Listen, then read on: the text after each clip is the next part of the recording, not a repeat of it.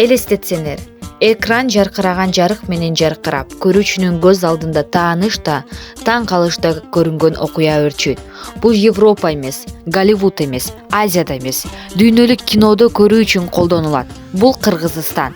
Тоолор жана байыркы каада салттар, заманбап кыйынчылыктар менен тыгыз байланышта болгон өлкө. Борбордук Азиянын борборундагы чакан өлкө глобалдык кинодон чыгып калгандай сезилиши мүмкүн. Бирок бүгүн Кыргызстандын жаны таланттары жана уникалдуу окуялары жергиликтүү аудиторияга эле эмес, эл аралык сахнада да кандайдыр бир таасирин берерин көрөбүз. Азыркы кыргыз киносу бул жөн гана тасмалар эмес, бул өткөндөн келечекке жолуккан коомунун күзгүсү. Анда ар бир кадрда ой жүгүртүүгө жана сезүүгө түрткү берген окуя камтылат. Келгиле, артка кылчай карап, эмне үчүн чоң жүрөгү бар чакан өлкө дүйнөлүк кино сахнасында көрүнүктүү оюнчу болуп жатканын аныктайлы. Азыркы кыргыз кино жөнүндө сөз кылганда, анын келип чыгышы жөнүндө айтып кетпөөгө мүмкүн эмес. Булар режиссерлор. Алардын тасмалары окуяларды айтып эле койбостон, көрүүчүнүн түзмө-түз кыргыз жашоосунун кездемесине токушат. Кар каптап чокулардын Бишкектеги ызы-чууларга чейин көрсөтүп чыгышат. Бул мастерлердин бири Актан Арым Кубат. Анын тасмалары, мисалы үчүн, Свет аке бизге адамдын жаны чынчылдыгы жана адеп ахлактын оор суроолору тууралуу ой жүгүртүүлөргө чөмүлтөт. Дагы бир маанилүү үн Марат Сарулу. Анын тасмалары, мисалы үчүн, Дарактын ыры чыгармалары кинематографиялык бий болуп саналат. Анда табият менен маданият ажырагыс бүтүндөй бири-бири менен тыгыз байланышта болот. Ошондой эле Мурат Мамбетов көп учурда кинолорду документалдык түрүндө чыгарат жана албетте анын тасмалары дагы көрүүчүнүн ойго салууга аракет кылат. Кыргыз киносунун символу болуп калган мастерлерден тышкары жанрлар жана темалар боюнча тайманбастык менен тажрыйба жүргүзүп, сахнага жаны режиссерлор киришти. Бул ысымдар кыргыз киносунун келечеги болуп саналат. Жаңы идеялар жана күтүлбөгөн окуялар дүйнөнү ачат. Руслан Акун эмоцияларды жана терең темаларды чебердик менен айкалыштырган жөндөмдүү режиссер. Анын Бейиш эненин таманында тасмасында эненин сүйүүсүнүн күчү жана аялдардын оор жашоо шарттарында өткөргөн сыноолорду баяндалат. Акун өз өлкөсүндө дагы, чет өлкөдө дагы терең жана жүрөктү оорута турган окуяларды жаратты. Сүйүн Откей фильмдери азыркы Кыргызстан рухуна толгон режиссер.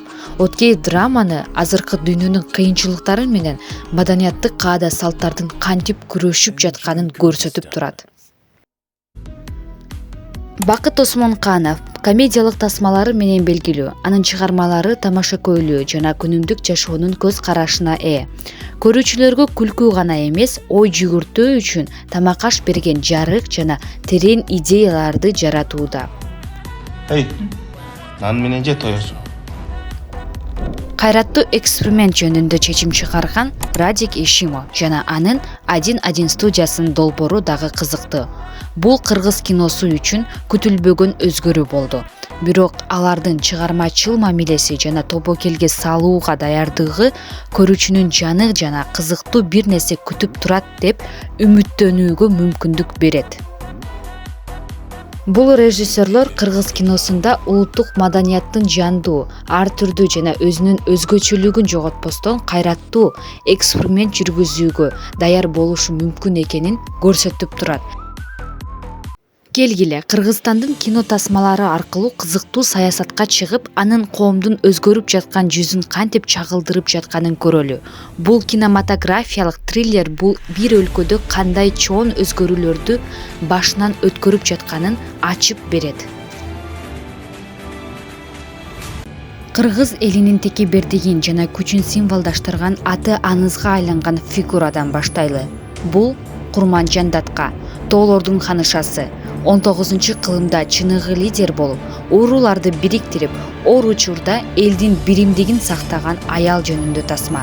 тасмада тарых гана эмес, кыргыздын жүрөгүндө жашаган туруктуулук жана акылмандык руху көрсөтүлөт. Экрандан баардык кыйынчылыктарга карабастан адамдарды күч кубаты жана эрки менен шыктандырган аялды көрүп, көрүүчүлөрдүн өткөнгө кантип чумкуганын элестетүүгө мүмкүн.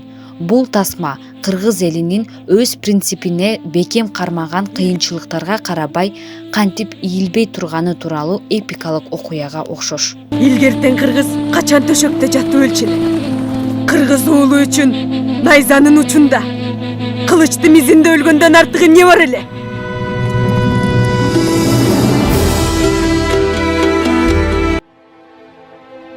Алар бактылуу жашашкан. Бирок кыргыздын тарыхы жөнөкөй болгон эмес. 1916-жылы Үркүн деген ат менен белгилүү болгон трагедия миңдеген кыргыздар ырайымсыз куугунтукка качуу үчүн Кытайга качып кетүүгө мажбур болушкан. Фильмдин көрүнүштөрүндө үй бүлөлөр жакындарынан айрылып, кыргыз эли жок болуу алдында турган мезгилин сүрөттөйт. Бул эң караңгы убакта аман калган кыргыз элинин рухунун канчалык күчтүү экенин эскертип турат. Совет жашоосуна көчүп барып, кыргыз элинин кантип жашаганын карап көрөлү. Актан Арим Кубат тарабынан 5 кемпир тасмасы салттардын жана маданияттын жаңы убакытка кантип ылайыкташтырылганын көрсөтөт. Бул фильм байыркы каада салттар, заманбап жашоо менен кагылышып жаткан оорулуу баланын чоңоюп өсүшү жөнүндө, жашыруун тамаша, жөнөкөйлүк жана ачуулук советтик мезгил ичинде кыргыз коомунда болуп өткөн өзгөрүүлөрдү билдирет. Ошондой эле биринчи мугалим Дүйшөн бул жерде ал убакта кыргыз элинин сабаттуулугу жок мезгил экенин көрө алабыз. Жана Дүйшөн агай мектеп ачып балдарга билим бергиси келип, жана анын алдында кандай кыйынчылыктар болуп жатканын көрсөтөт. СССР ыдырагандан кийин Кыргызстан жаңы кыйынчылыктарга туш болду. Белгисиз маршрут жана андан тышкары көптөгөн кыргыз кинолор чыгып баштаган. Бирок бул убакта кыргыздар орус тилинде кинолорду тартып көрсөтүп келишкен болгон. Акам? Брат твой, что ли? Ты чё, Ошская? Ушунун кайсы жеринен болосуң? Эми биз өз мезгилибизге келебиз. Азыркы учурда кыргыз кинолору абдан көп. Аяш, Бир тууганчик, Бейшененин таманында, Мурас, Акыркы сабак жана башкалар бар. Ар бир кыргыз кино ар кандай кызыкчылыктарды, жашоону, адамгерчиликти үйрөтүп турат. Азыркы кыргыз кино тасма жергиликтүү окуялардан эл аралык таанылууга чейин таасирдүү жолду түздү. Кыргыз киносу ийгиликтүү болушунун негизги көрсөткүчтөрүнүн бири болуп, эл аралык фестивалдарга катышуу жана сыйлыктарды алуу болуп эсептелинет. Кыргызстан тасмалары Берлин жана Москва кинофестивалдарына катышып келет. Бул тасмалар дүйнөлүк сахнада көрсөтүлүп эле койбостон, көрүүчүлөрдүн жана сынчылардын жандуу жобун да туудурушу мүмкүн. Заманбап кыргыз киносу эксперименттерден коркпойт. Бүгүнкү күндө режиссерлор жанрларды аралаштырып, массалык аудиторияга да, татаал кинотеатрларга да жагымдуу гибриддик форматтарды түзүшөт. Мисалы үчүн, акыркы чыгармаларда биз драмалык баяндоонун комедия элементтери менен айкалышканын көрөбүз. Миллионер из общаги, ал эми дагы башкалардан же жанрлар жаңы ыкмалары менен студия 1-1 өзүнүн күтүлбөгөн зомби же болбосо коркунучтуу кинолорун көрсөтүп келишет. Бүгүнкү күндө Кыргызстан жаңы идеяларды жана перспективалердин алып келген режиссерлорду көрүп жатабыз. Алардын ичинен Руслан Акун, Сүйүн Өткеев, Бакыт Осмонканов жана башкалар дагы азыркы убакта эми деп баштап келе жатышат. Жана албетте биз аларды колдоп, көрүп келебиз. Азыркы кыргыз киносу коомдуу маанилүү социалдык маселелерди көтөрөт. Миграциядан жана жакырчылыктан муун аралык мамилелерге жана салттуу негиздерге өзгөрүүлөргө чейин баса белгиленип жатат. Бул тасмалар коомго өзүнө сын көз караш менен кароого, келечек жөнүндө ойлонууга жана жалпы чечимдерди табууга мүмкүндүк берет. Заманбап кыргыз киносу каада салттар менен жаңы тенденциялардын ортосунда тең салмакты кармап көрсөтүп келишет. Албетте эгерде сизге жакса лайк жана бул видеону бөлүшүп кетиңиздер. Ал эми кандай деп ойлойсуздар? Кийинки 10 жылдан кийин кыргыз киностудиясы кандай болуп калат? Ошол тууралуу комментарийге жаза кетиңиздер.